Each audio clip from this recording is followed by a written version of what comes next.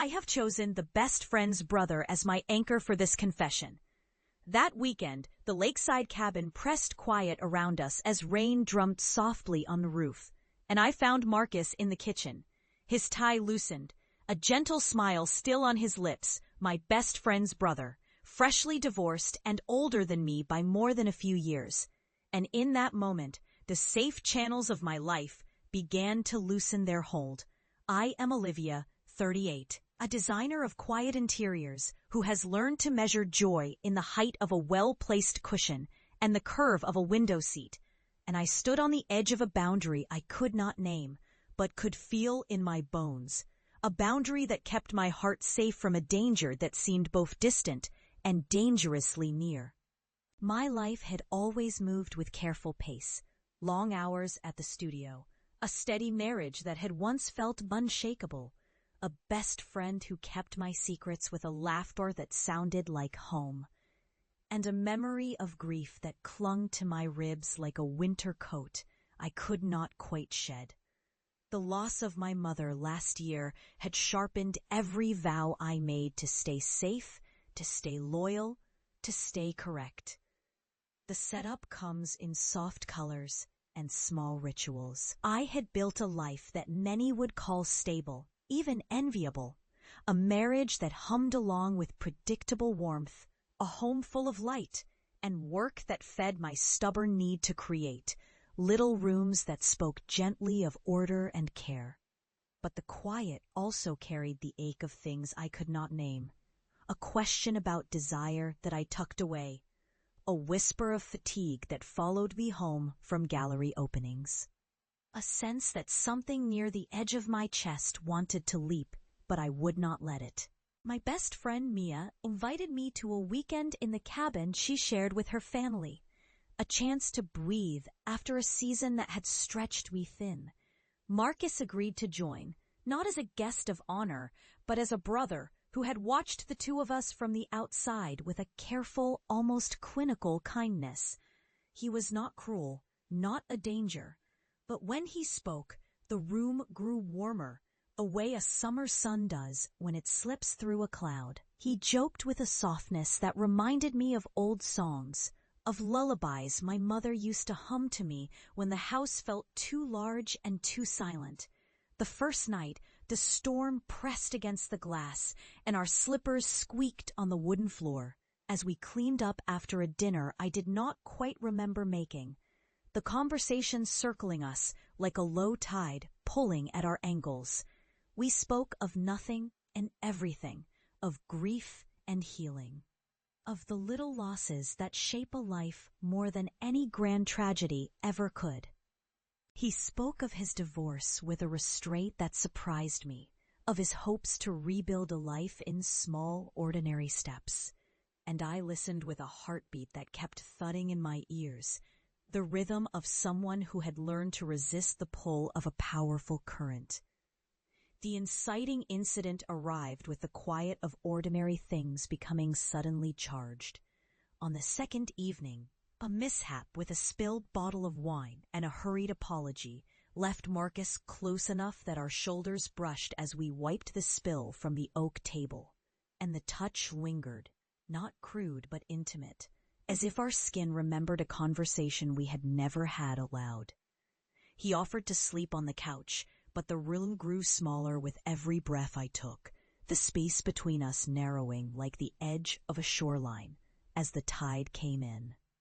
Later, after Mia had checked in on her children and the house fell into a hush, we stood in the kitchen again, the rain louder now, the air scented with pine and damp earth, and he told me about a letter he had kept folded in his desk for months, a letter that confessed he had wanted to tell me something since the day I first walked into his sister's world and changed the air around us with a single glance. I thought of the ring in my drawer, the quiet vow I made to my husband at the start of our marriage, and I thought of the grief I carried, not only for my mother, but for a love I had thought was settled and safe. The moment stretched until it became a decision I did not yet have the courage to name aloud. Rising action then becomes a map of what-ifs and what-nows.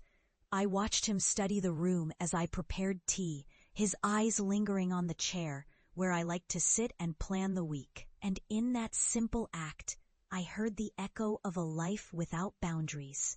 He told me he felt lighter lately, as if shedding a heavy coat that did not belong to him anymore. And I found myself listening to the sound of his voice, the way it softened when he spoke of his children, and the ways in which he hoped to rebuild trust with the people he loved. He was careful, almost too careful, and I, too careful, wondered if we were rehearsing a scene we could not finish without breaking the delicate surface of a long-standing friendship.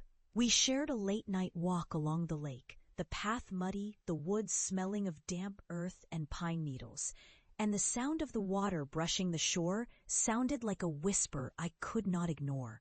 We talked in low tones about the life we had been handed, about fault and forgiveness, about the gravity of grief, the kind of grief that teaches you to choose your next step with all the tenderness you can summon.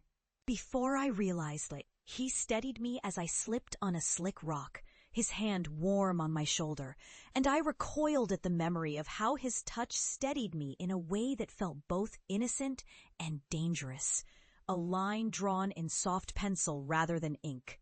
It felt like a test I did not want to pass, but also a test I could not fail, because it was a test of courage. The courage to admit that I still believed in such a thing as second chances. Even when the first chance felt broken or lost. If this confession has you on the edge of your seat, hit like and share, because you will not believe what happens next. The tension builds toward a choice that seems both inevitable and impossibly hard.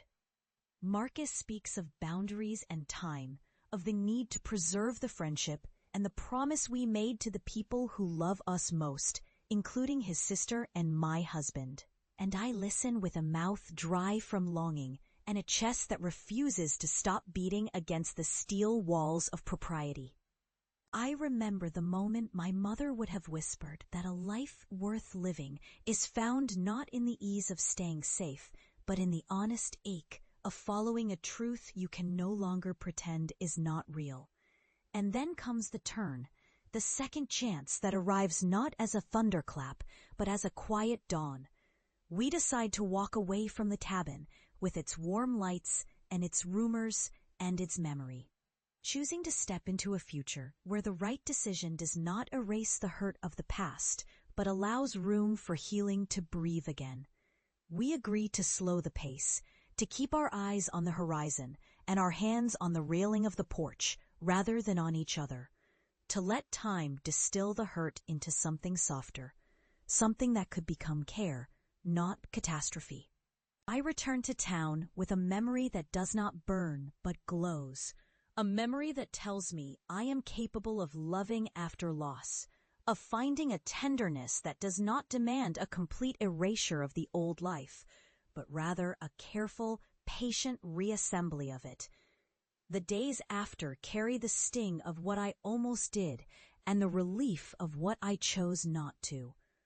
I begin to write again, not just with ink on paper, but with the language of a heart that has learned to listen to its own weather, to wait for the next signal that says it is safe to lean in again.